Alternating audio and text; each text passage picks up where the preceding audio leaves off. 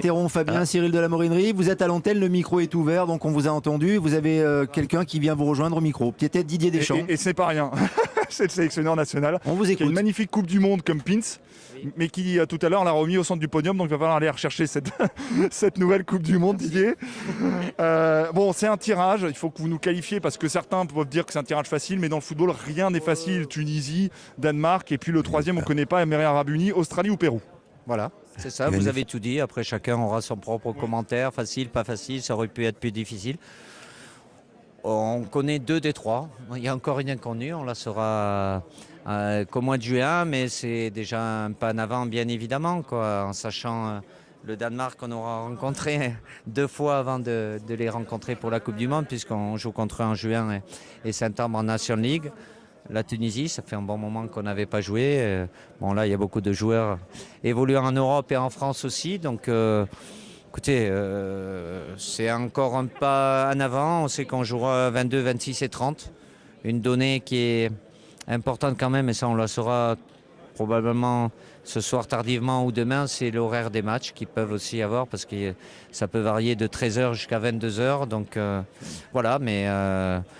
je ne vais pas dire satisfait, inquiet, respect, et surtout Danemark, qui n'est pas forcément un pays qui inspire des difficultés comme pourrait être l'Allemagne ou les Pays-Bas, mais c'est un demi-finaliste de l'Euro et qui est mieux classé. Ils sont 11e au classement FIFA. Donc après, à savoir la dernière inconnue, si la logique est respectée par rapport au classement, ça pourrait être au classement FIFA, ça pourrait être de nouveau le Pérou. Didier Deschamps, est-ce que le fait d'avoir seulement un jour de plus par rapport à d'autres, parce que si vous étiez dans les groupes F par exemple, vous auriez eu une semaine, Ah non, il y a quelques jours. Ah non, mais il y a très peu de jours. Où c'était le 21 pour le premier match, vous parlez, où ça allait au 24. Donc on a un jour de plus, mais même le 24, je vous dis, ça n'aurait pas changé quoi que ce soit.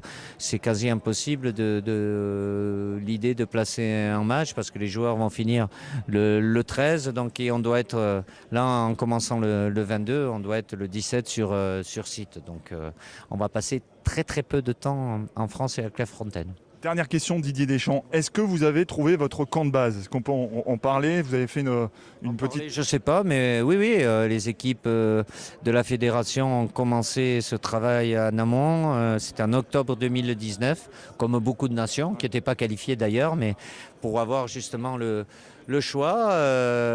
Après, chaque pays... c'est le système qui est mis en place par la FIFA, à 2 options prioritaires. Donc ça a avancé. Et puis là, j'en ai profité pour prendre le temps de faire le tour. Il y a le camp de base qui est une chose, c'est-à-dire le lieu d'hébergement, avec quand même, de par la configuration de cette compétition, où il n'y a pas de déplacement, on restera dans notre camp de base, quoi qu'il arrive, toute la compétition, et d'avoir un terrain, des infrastructures sportives les meilleures possibles. Et le choix est très important. Oui, très important. Et pour en avoir parlé avec mes collègues, c'est pas simple pour tout le monde, parce qu'on est obligé. Après, il y en a qui vont dire oui, à l'extérieur, être en ville. Le Qatar, c'est un petit pays et tout le monde est en ville, plus ou moins, quoi. Donc voilà. Mais avec l'aval de mon président, je suis très satisfait qu'on ait pu avoir ce camp de base.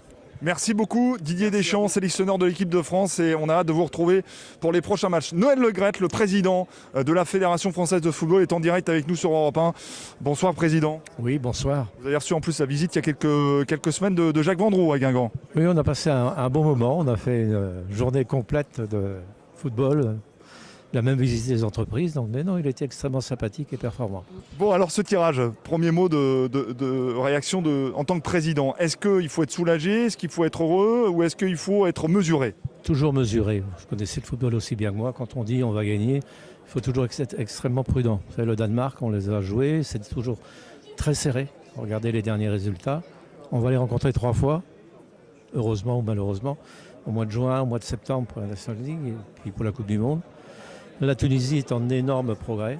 Et vous connaissez bien l'avancante qui joue en France. Cazerie, bien sûr. C'est un sacré gagneur. Et puis, bon, j'ai la chance d'aller en Tunisie de temps en temps. Je peux vous dire que le football, c'est là-bas presque une religion. Et le football aide à beaucoup de choses. C'est souvent compliqué, mais vraiment, il y a d'excellents footballeurs et des saprégadieurs. Puis la troisième équipe, je ne sais pas si c'est le Pérou peut-être. Alors, Émirats Arabes Unis ou Australie, c'est quoi votre préférence, président? Oh, je n'ai pas de préférence. Je sais que le Pérou, c'est un peu des Brésiliens. Quand ils sont bien décidés, ils jouent bien au football. Donc les 2 matchs de qualification, il faut le laisser. Je ne connais pas bien les Émirats, très honnêtement. L'Australie, on a vu déjà quelques matchs. Je sais que ça va être serré. Mais le Pérou est une excellente équipe. Et oui, et les Français avaient rencontré, je crois, le Pérou en 2014, si mes souvenirs sont bons, lors de la dernière Coupe du Monde. Président, je posais la question il y a un instant à Didier Deschamps.